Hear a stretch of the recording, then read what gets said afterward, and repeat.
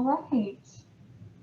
Since we are about 5 after, I wanted to go ahead and get started. So welcome everyone to Think Ahead Group's Invitation to Meditation.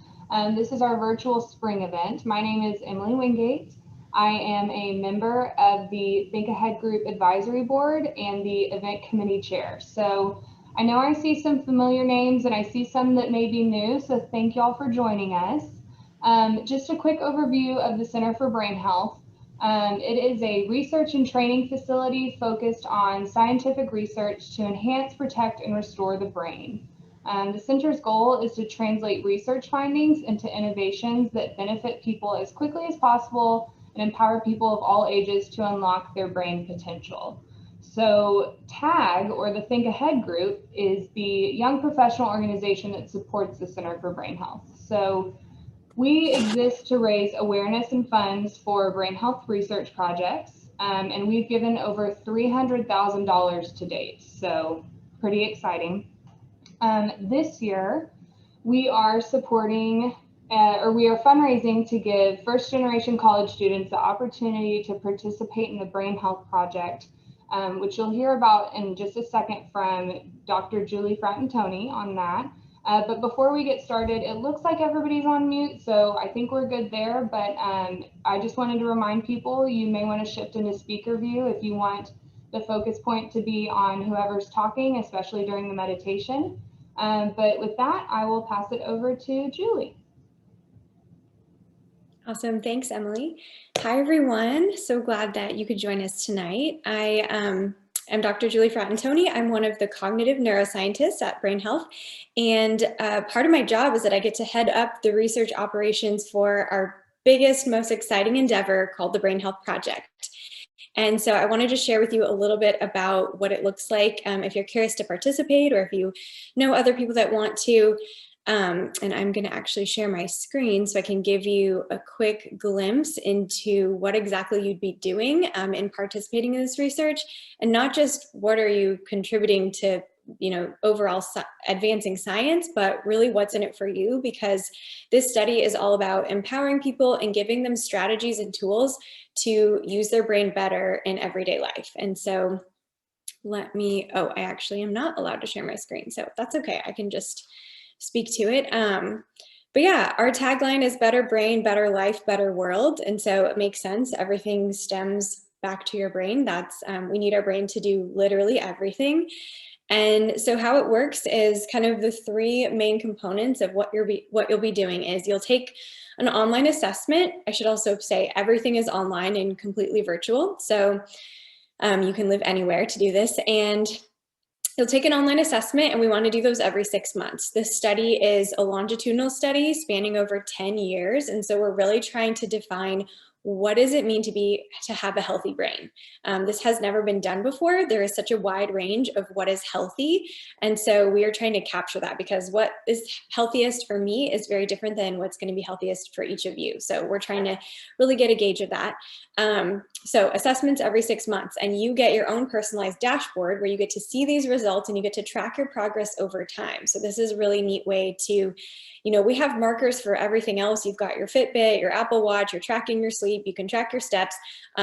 We don't have a marker for tracking your brain health, which is wild because that's arguably the most important organ. I'm a little bit biased, but so assessments every 6 months, and then you get additionally quarterly coaching calls. And so I don't know if that sounds intimidating or if that sounds cool, but basically the whole point of the coaching call is so you get personalized recommendations. So one of our brain health coaches is going to sit down with you, and after you take your assessment, they're going to walk you through, these are the things we're measuring, this is what this means, and here's our recommendations for specifically you, for where, what you do, what your job is, what your responsibilities are, what you care about, setting goals, and then recommending training. So as part of the project, you'll get ongoing access to our training modules, which are all self-paced. We're aiming for really like micro learning, so short videos that are 5 minutes long, giving you application. So really not just downloading a bunch of knowledge, but giving you specific strategies and tools for ways that you can apply it in your life to actually make a difference. So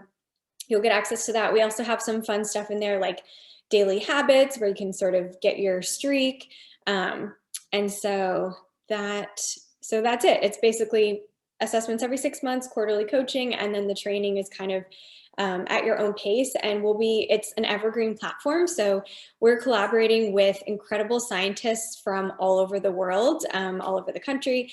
And these are the top experts. Our expertise is really in cognition and this higher level thinking, but we're partnering with experts in nutrition and exercise and things like empathy and just all the things that you need to have a healthy brain. So it's really so much more than just memory. It really is the center of everything that you do, from mood to some of those more complex skills. So essentially the only other thing, so that's kind of like a very high level of what that looks like. Oh, and so my whole point with mentioning our collaborators is that as new information, new discoveries are made, we're incorporating that and sharing that with you. So you kind of get this front row seat into the latest scientific discoveries in the field of neuroscience. And you get to just, have access to that. So we'll continually be rolling out new content across the 10 years. So not only will you be benefiting in terms of just getting to learn about your own brain, getting to learn how to use it better, but you're contributing to this huge movement that we're trying to start where it's getting people to be proactive. And this is why TAG is so important. This is why we need you guys to be advocates and to talk about it with your friends and your peers, because nobody cares about it until something goes wrong, or it's like, I'll worry about it when I'm older. But that's exactly what you don't want to do. You want to start now in the same way that you wouldn't wait until you got a cavity to start brushing your teeth. You brush your teeth every day as a preventative measure. We're teaching people what you can do. And I think before, even if I asked you right now, what do you do every day to keep your brain healthy? You might say some mindfulness. You might say, there's a few things, exercise, but largely I think people don't know. And so that's a huge goal of the project, is to really that literacy around what do we do to keep our brains healthy. And so, so it's really, also I should say, we just launched we completed our pilot study last year, and the paper just got published a few weeks ago. So if you're interested in reading about our pilot results, that's available. We can maybe share that or attach it with whatever next email goes out if you guys are interested in that. And I think with that, I'm happy to just take any questions. Oh, the other thing I will say for participation, that because we are looking at healthy individuals, most of you don't need to worry about this too much because you're young and healthy.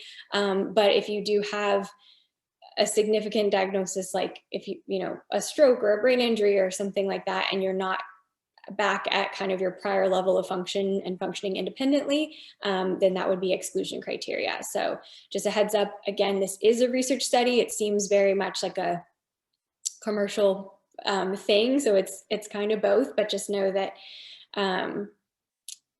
there is, I totally lost my train of thought, but anyway, happy to take any questions about participation or who qualifies. There is a screener that will screen you and ask you those types of questions, so you'll know if you're appropriate for the study.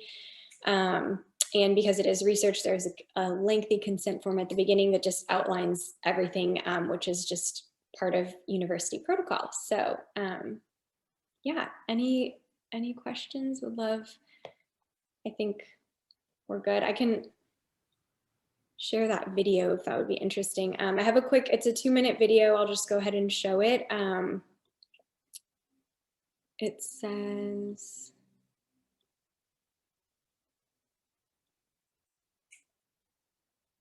okay, we'll just go.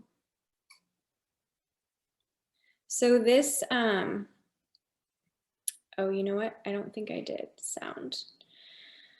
But this is a really nice overview of how we're thinking about brain health and how we want to really show people that it is encompassing of all these things. And so this is a really nice overview. And also, so you know, as you watch the video, that this wheel that you're going to see is the common thread throughout your entire experience in the project. So the assessments you take all correspond to these different areas on the wheel. The trainings that you'll have access to will all correspond to those different areas. And so that is the unifying thing. Okay. Here we go.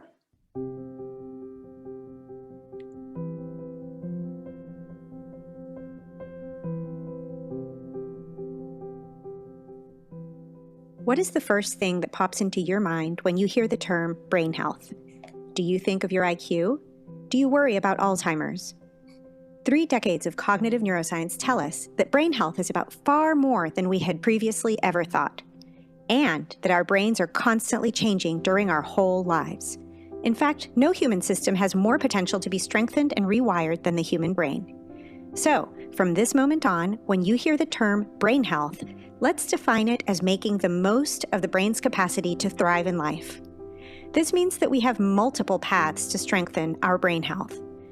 Let's start with your brain systems and how they work together to support your thinking, learning, decision-making, and emotions, really all the mental activities you tackle. Next, we have sleep and stress. The level of each is foundational to your brain's health and ability to perform. Now we get to cognition. This is how you think, learn, and set goals.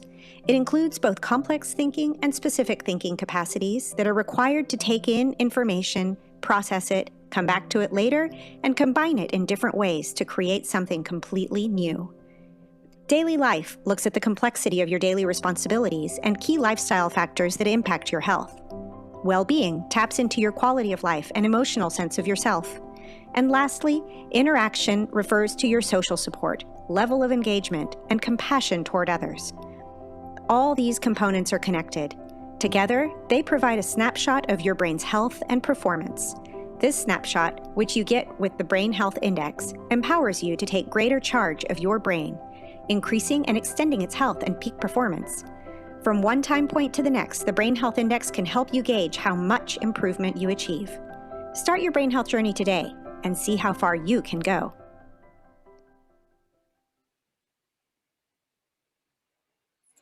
So that's a really nice summary of just how we're trying to transform the way the world thinks about their own brain and to really equip them with the tools that they need to really thrive and be proactive and have a healthy brain across the lifespan into old age. So any questions, please feel free to put them in the chat or just turn on your sound and happy to answer. Oh, and if you want to sign up, yes, this is how you participate. You can scan the QR code. It'll take you directly to the sign up page. If you also just want more information and are curious and like to read a little more before you jump in, thebrainhealthproject.org is the spot for that. You can hear from some different participants and their experiences and just get a little more background. Cool. Well, I'm around and feel free to share my email or, Caitlin and Catherine can answer a lot of questions too. So thank you guys. Thank you so much. That's so fascinating. I can't wait to learn more.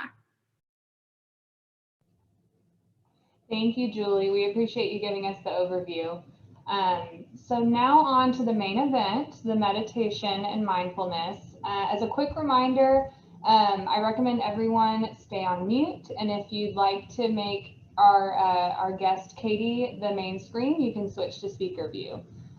So without further ado, I'd like to pass it over to Katie Cohn, a previous TAG board member and a registered yoga teacher with 500 hours of training for our mindfulness meditation. Katie? Thanks so much, Emily. It's good to see all of you guys, some new faces and some familiar faces. I haven't lived in Dallas for a while, so it's an honor to be a part of the TAG group again as an honorary member. It has a special place in my heart. I lost my father to a brain disease, a degenerative brain disease. So I'm always excited to hear about how things are shifting and changing so that hopefully more people don't have to endure that. Moving on to meditation. So what is meditation? Does anybody have any experience in meditation and want to take a stab at it?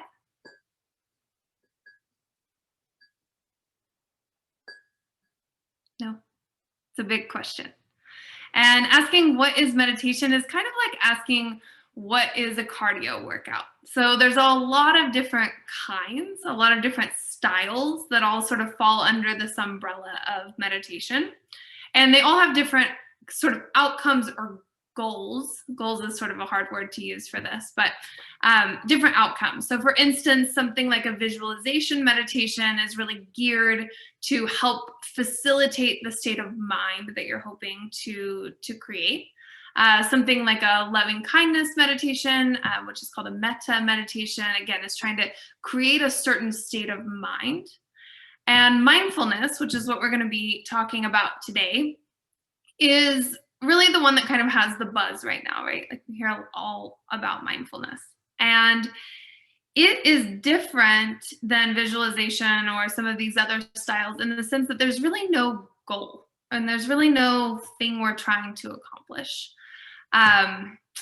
It originally comes from a very old form of Buddhism, which is Theravada Buddhism.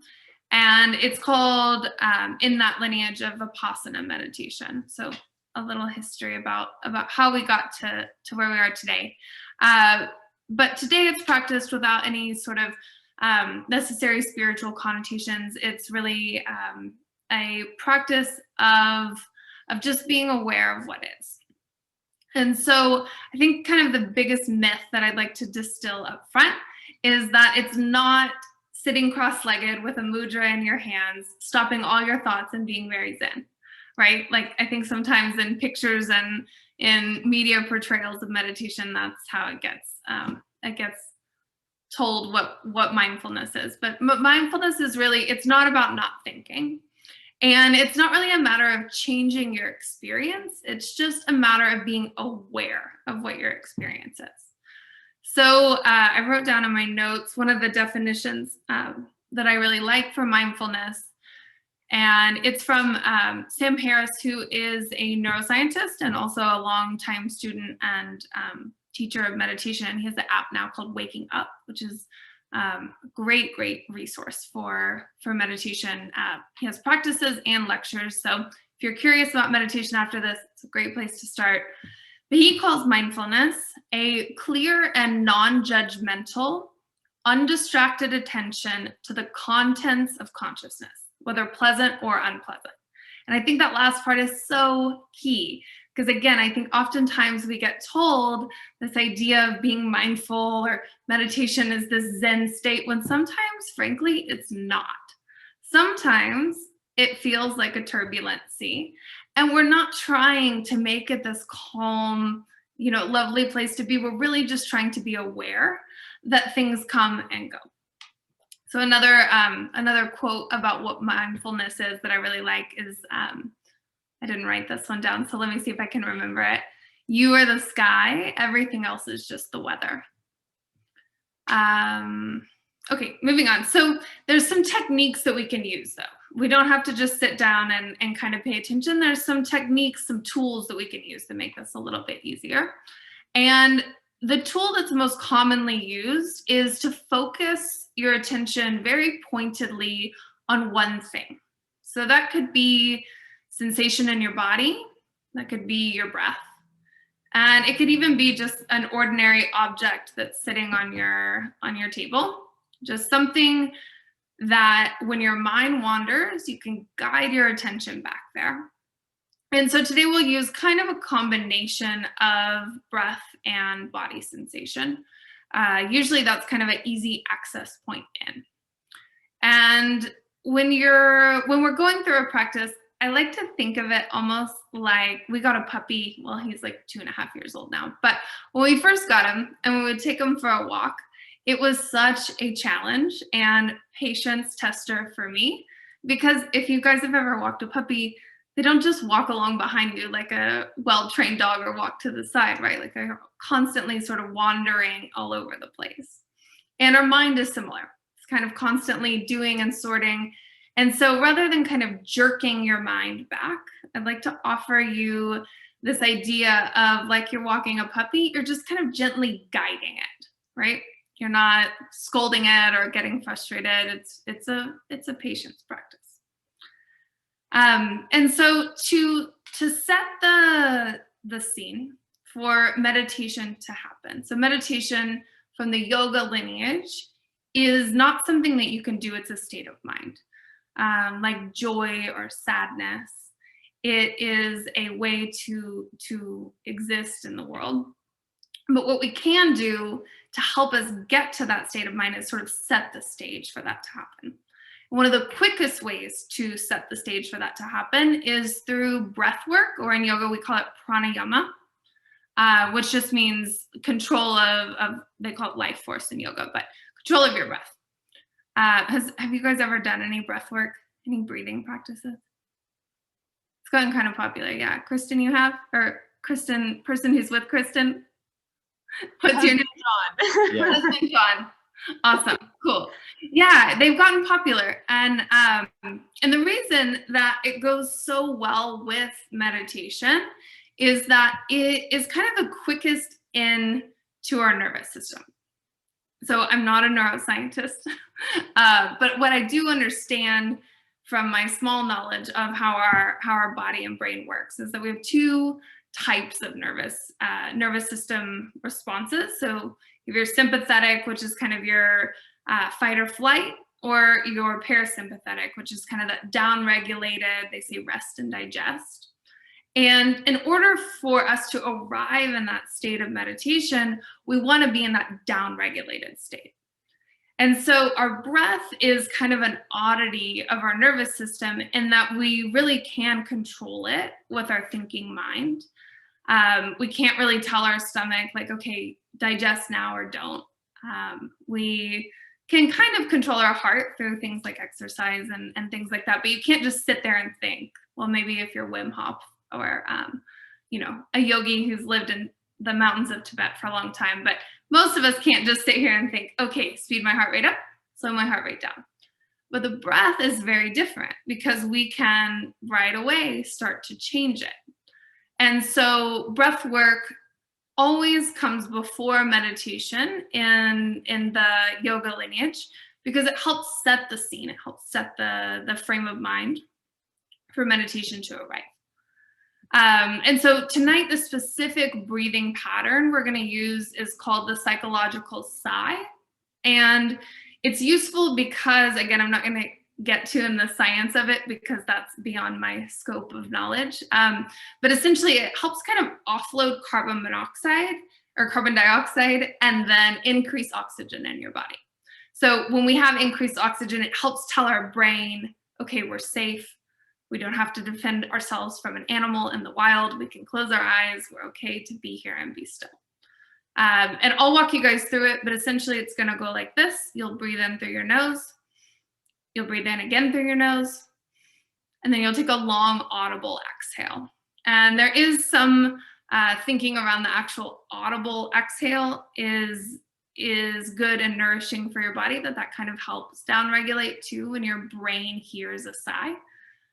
So anyway, we're going to use, we'll use that. And if you don't remember that, it's totally fine. I'll walk you through it in a minute. And then last thing I wanted to cover before we sit down for a practice is how to sit. And I will say this comes up in even the most kind of advanced yoga trainings that I lead. The practice of meditation that you will do is much better than the practice that you won't do. So if you won't do a meditation practice because it's really uncomfortable to sit on the floor, don't sit on the floor. Sit in a chair that's comfortable. Better to find a way that works for you and feels, supportive and doable than to try and, hold this yoga posture of having your legs crossed into a lotus position. So options are, of course, if it's comfortable for you to sit on the floor with your legs like that, great, do it.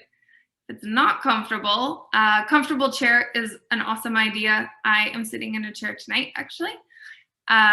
You can also sit on the floor, but then elevate your hips a little bit with a cushion so that you have some blood flow to your feet. Sometimes that's the sort of the main culprit of uncomfort sitting on the floor is that your feet can fall asleep, your legs. So elevating your hips a little bit with a blanket or a cushion can help sort of keep that blood moving. But again, a chair is really good. People always ask me, can I lay down to do this? And my answer is, if you're not going to fall asleep, sure. It can be hard, though, to kind of go into that down-regulated state and stay fully awake. So I'd encourage you to sit up with your spine tall, whether that means a chair on the floor. You can also lean against a wall if you're sitting on the floor. So some different options for that. And then last thing I'll mention about sitting. So I'd like to just offer this idea of the difference between discomfort and pain. So if something is painful, absolutely adjust, get out of there. Sharp shooting pain, no bueno, adjust and move.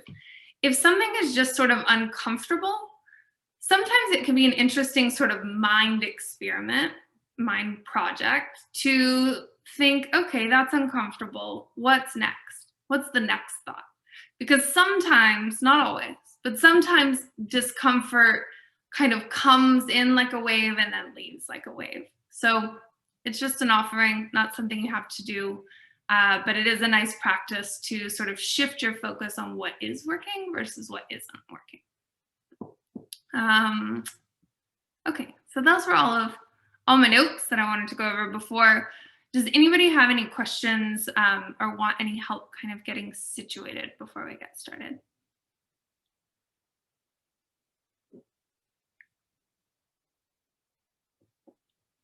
My teacher says I should always count to 10 after I ask if there are questions, and I counted to 10 and there were none. So with that, my husband's just about to walk in the door, so there's a chance that you'll hear my dog bark.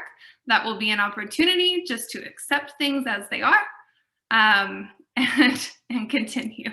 So I apologize in advance if that happens. So when you're ready, go ahead and find a comfortable seat.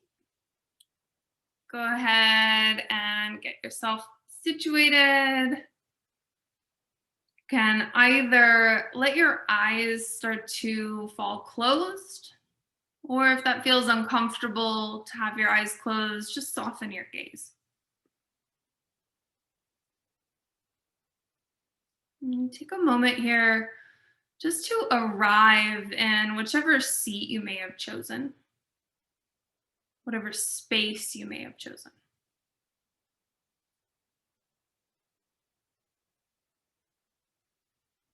And then see if you can find the very center of your seat. So oftentimes we have a tendency to sort of hinge forward in anticipation or be a little slouched back. See if you can find the very center of your seat.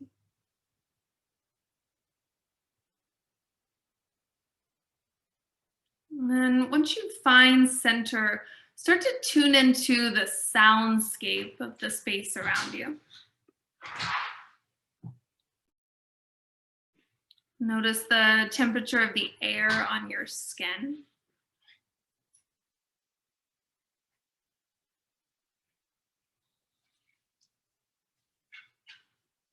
And now drop your awareness down to the points of connection between your physical body and the support beneath you.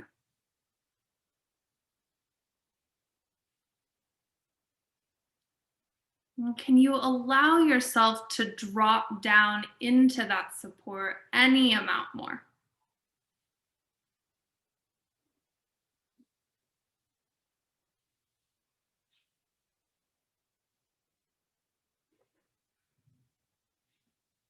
And from that place of rootedness, sense your spine rising tall, lifting up through the crown of your head. You can even think of lifting very gently up through the roof of your mouth. Sometimes that can elongate your neck a little bit. And shoulder blades are soft, sliding down your back.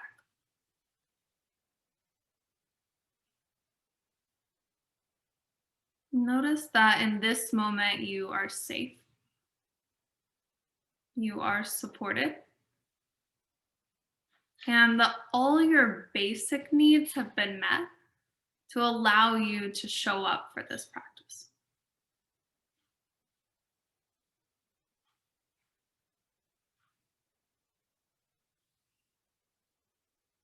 You might notice any overarching mood or tone that you may feel. You're not judging it. Our mind loves to judge and sort things. You're just noticing what's present for you right now.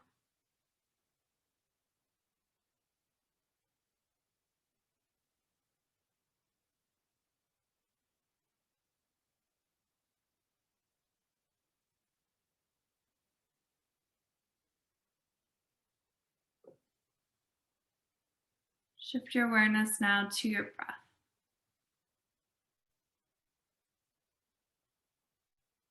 And get curious and see if your exhales, your inhales, do they feel long? Do they feel short?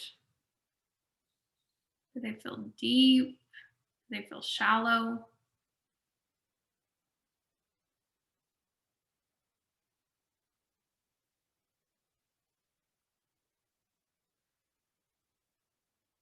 Notice if right away you wanted to change your breath. Can you soften around that judgment to fix or desire to do? And just allow your breath to be exactly as it is in this moment.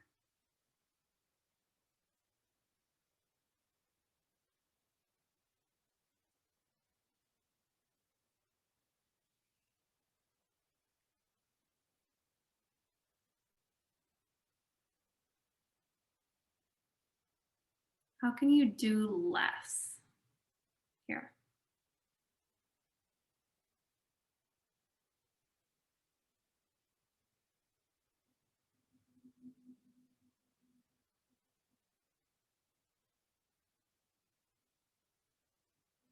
Now we'll start to work with the breath a bit. So to begin, take a deep inhale. Open mouth exhale, let it go. Good, one more just like that. Breathe in. Open mouth exhale, let it go. Nice. Now on your next inhale, breathe in through your nose. And then pause. Take in another sip of air through your nose. Open mouth exhale, let it go. Again, inhale through your nose. Pause. Inhale through your nose. Open mouth, audible exhale. Keep going just like that for 4 rounds on your own.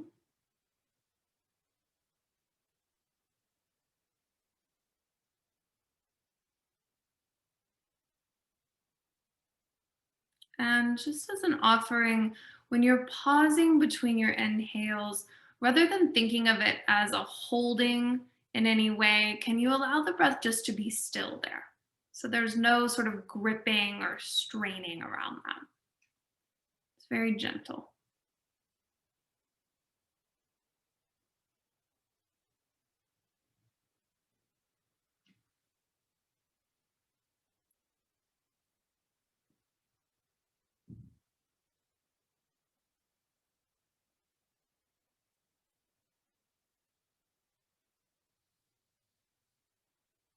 And in your own time, when you've completed your 4 rounds, no rush. Let your natural rhythm, natural cadence of breath return.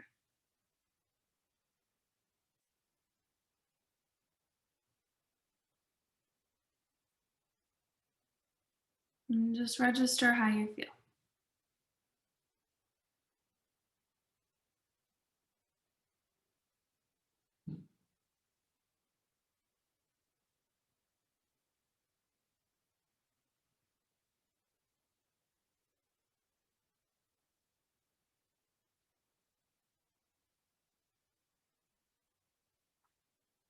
And start to become aware now of where you feel the sensation of breath moving in your body most.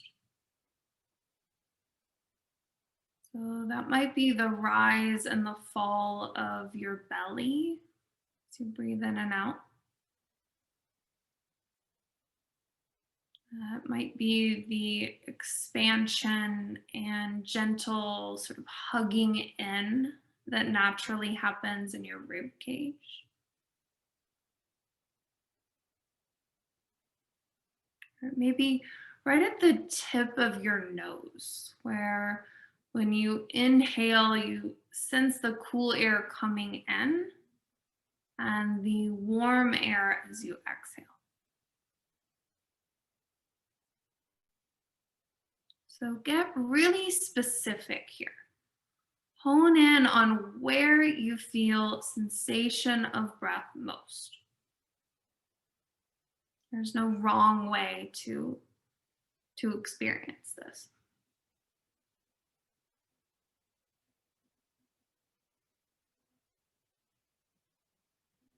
And now each time your mind starts to wander, begin to gently lead your awareness back to the raw sensation of breath. And again, this leading, it's very nurturing, very kind. Can keep the analogy of the puppy in your mind if that resonated with you.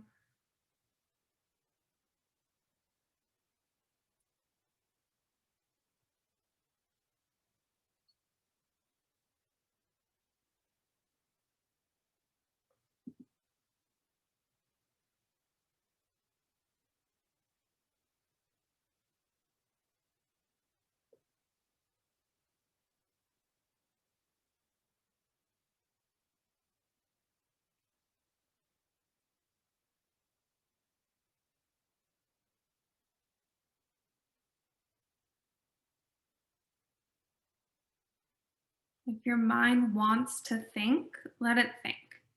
That's what it does. And you're not trying to stop that from happening. Instead, notice when it happens and see if you can shepherd your awareness back to the raw sensation of breath.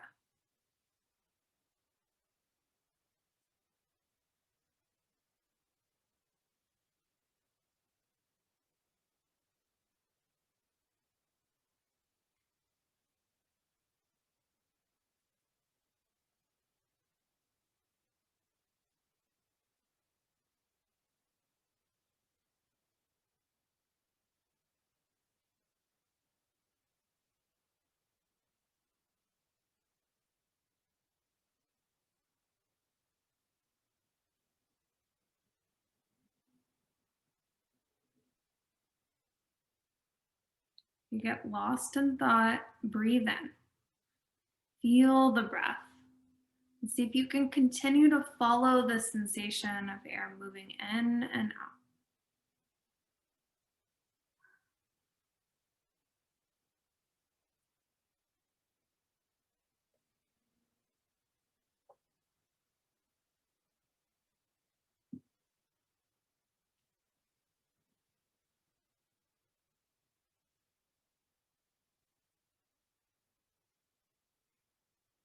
This is not an exercise in self-criticism.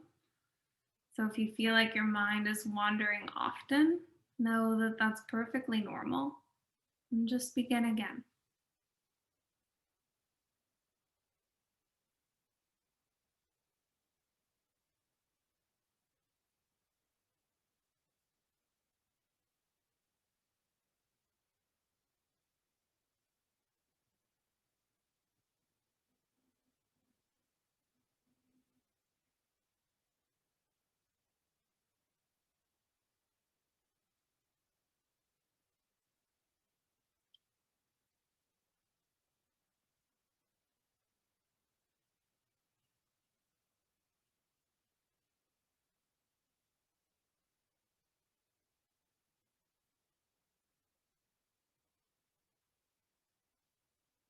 In this final little bit of practice, see if you can start to sense the very moment that your inhale turns into your exhale. And then the moment that your exhale fades into your inhale.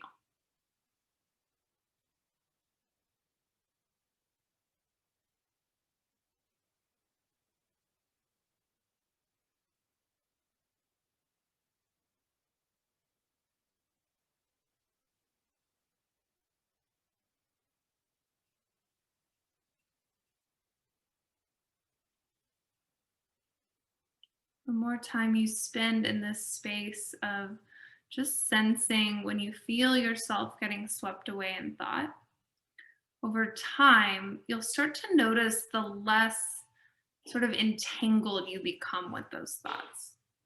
It doesn't change that the thoughts are there, and it doesn't change the contents of the thoughts.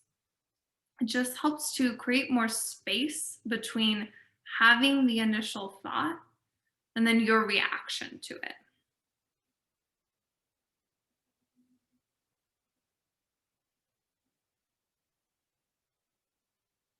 This practice of mindful awareness helps us connect to that place of steady calm that is always inside of us. It's always available to us. When we take the time to visit that place inside of us that's always at peace, we help to carve that path more deeply into our minds, which makes it much easier to find that place in the future.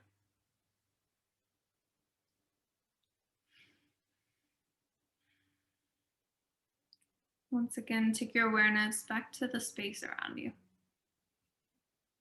Visualize the space where you're sitting. Sense the points of connection between your body and the support beneath you. Take a moment of gratitude here for yourself, for your breath, for this moment. And one last time, register how you feel.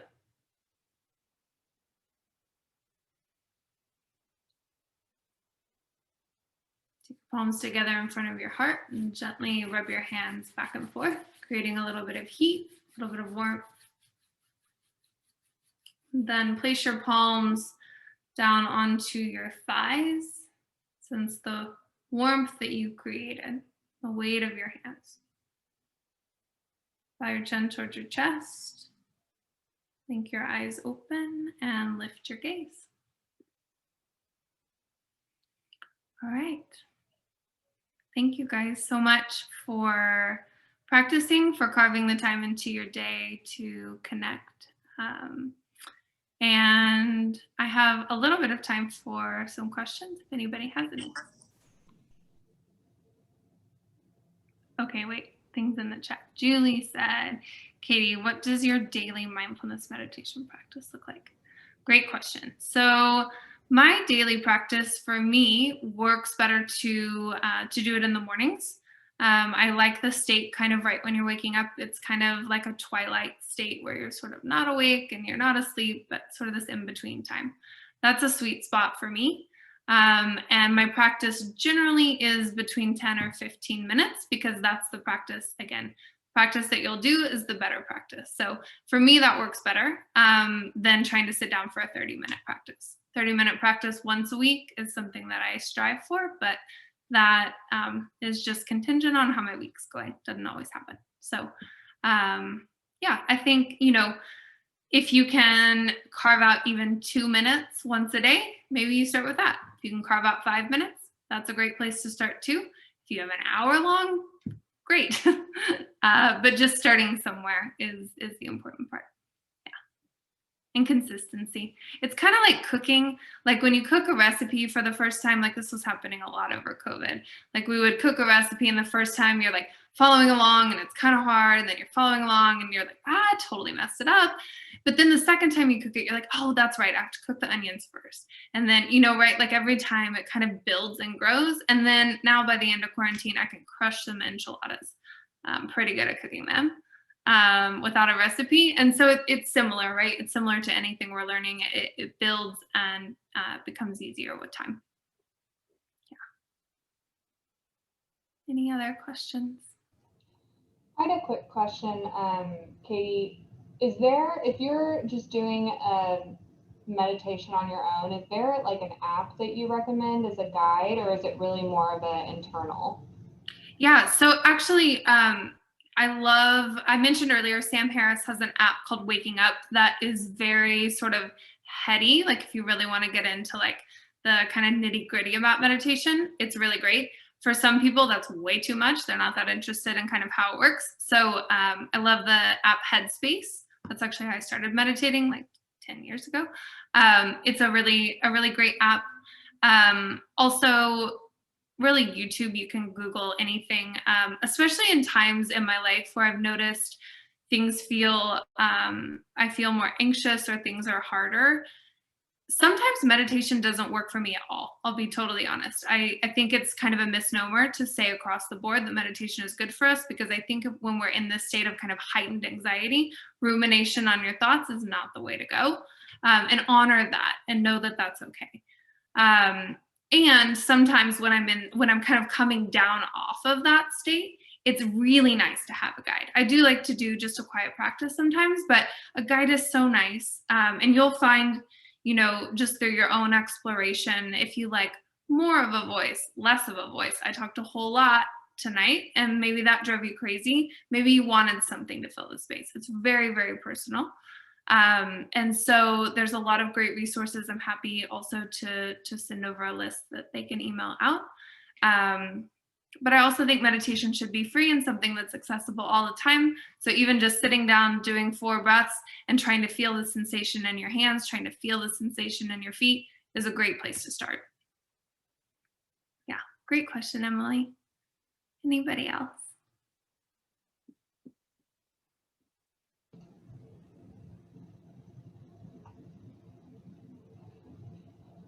Awesome. Well, thank you all for practicing. And thank you all for being a part of TAG. It is such a sweet space in my heart. I love this group. I love the Center for Brain Health. Can't wait to see how this new project turns out. And yeah, I'm always available, always a resource if there's anything I can help with. Awesome. Thank you, Katie. We appreciate you taking the time to be with us. The virtual makes it better because we can connect with you from afar. So maybe I can come up there sometime. Yeah. And I want to thank everyone else for joining tonight. I know that especially with the past year and everything that's going on, busy schedules, I appreciate you taking the time, but I think that this is definitely important and nice to prioritize. So if you are not already involved in TAG and you're interested, you can email Caitlin O'Donnell. She is the one that her contact information has been on the invitations and the reminders that you received, so you should be able to find it there. If you know someone who would be a great fit for TAG, please send their information our way. And you can always follow the Center for Brain Health on just about every social channel you can think of. That's where you'll find information about these events and other events that the Center for Brain Health puts on. So lots of really important and engaging events. With that, I think it's time to let y'all go. So I hope y'all have a wonderful evening, and I hope to see y'all again soon at the next TAG event. Thanks, y'all. Thank you, Katie, Emily, and team. This was awesome. Of course. Thanks for attending. Y'all have a good night. So good to see y'all. Have a good one. You too. All right. Good night.